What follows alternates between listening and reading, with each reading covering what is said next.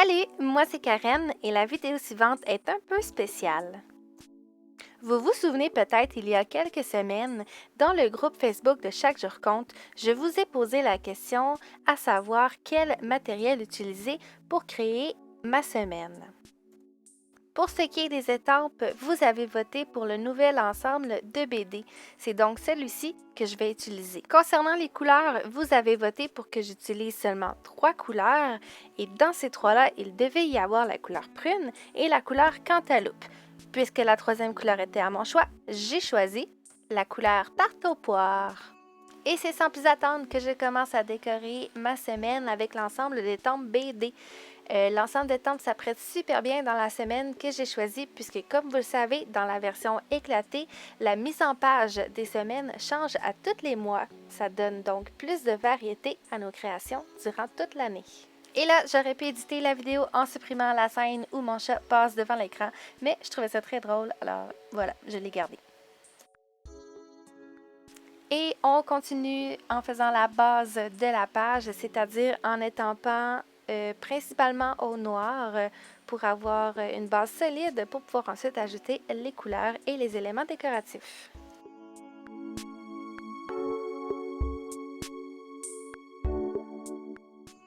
Pour ajouter de la couleur, j'ai décidé de faire un retour aux sources et d'utiliser la technique aquarelle avec les crayons Memento et un water brush. Vous pouvez aussi utiliser un pinceau standard en le trempant régulièrement dans de l'eau. Et vous allez avoir un super beau résultat aussi. Ça fonctionne mieux avec les crayons Memento qu'avec l'encre Dewdrop, mais vous pouvez le faire autant avec les deux puisque les deux produits sont à base d'eau. Comme je le dis toujours, les détails sont super importants. C'est pourquoi j'aime ajouter des petits points avec mon crayon gel blanc. Ça fait ressortir le tout. Et ensuite, j'adore faire de l'ombrage avec un crayon gris.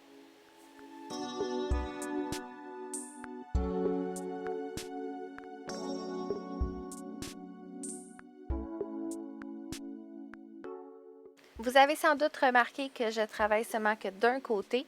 Vous allez voir, l'autre côté de ma semaine est tout aussi beau. La page est un peu plus libre et comme je dois travailler dans le sens horizontal, j'ai préféré travailler page par page.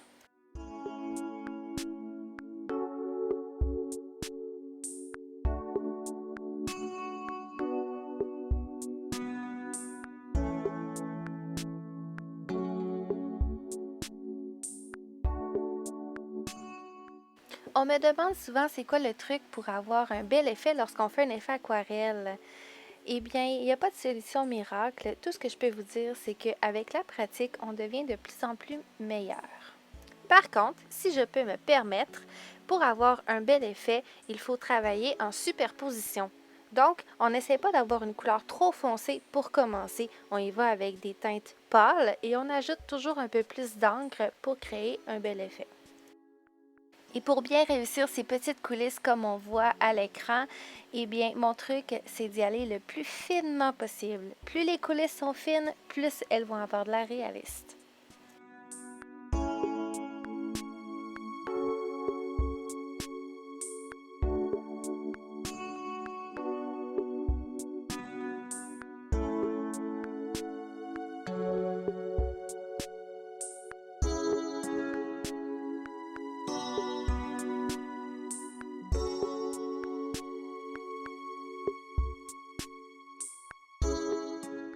Ça se pourrait que parfois l'inspiration nous joue des tours. Eh bien, un petit truc facile pour ajouter de la couleur dans votre création, c'est de souligner les écritures, donc les titres, les jours de la semaine, en passant un petit coup de crayon par-dessus avec une couleur pâle, bien sûr. Ça va changer la donne. À toutes les semaines, il y a un défi dans votre planificateur créatif.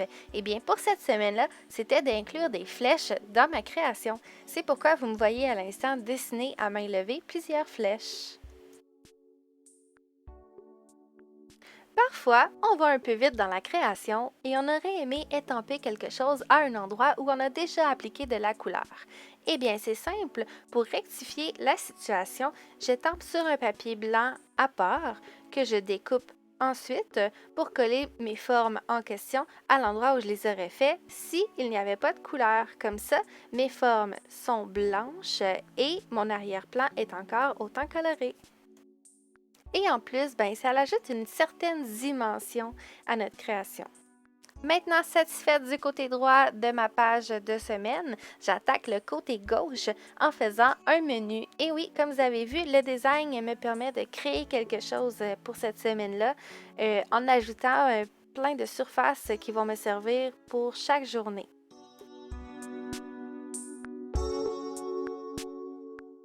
Voilà, j'ai maintenant la base pour me faire un beau menu de la semaine.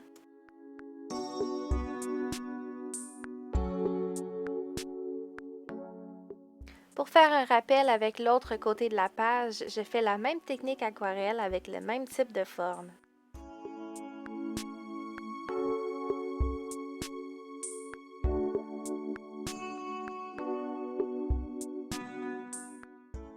Et puisque j'aimais le look des splashes de couleurs, mais d'avoir quand même une illustration en noir et blanc, eh bien j'ai décidé de seulement faire de l'ombrage dans mon dessin de la semaine plutôt que de le colorier avec des couleurs. C'est une alternative qui est intéressante si on ne veut pas passer des minutes et des minutes à colorier l'illustration de la semaine. Ça l'habille tout en étant simple et harmonieux avec le reste. Encore une fois, pour répondre au défi de la semaine, je fais une panoplie de flèches et même j'en étampe. Oui, oui, parce qu'il y en a une d'inclus dans l'ensemble d'étampes BD.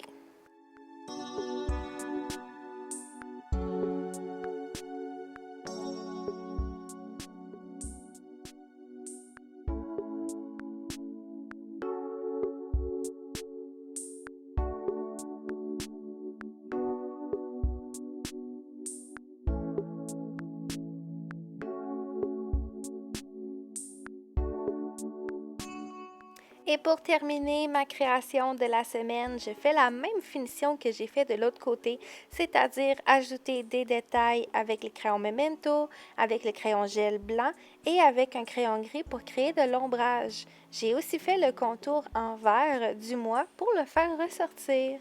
Et voilà, ma semaine est complétée.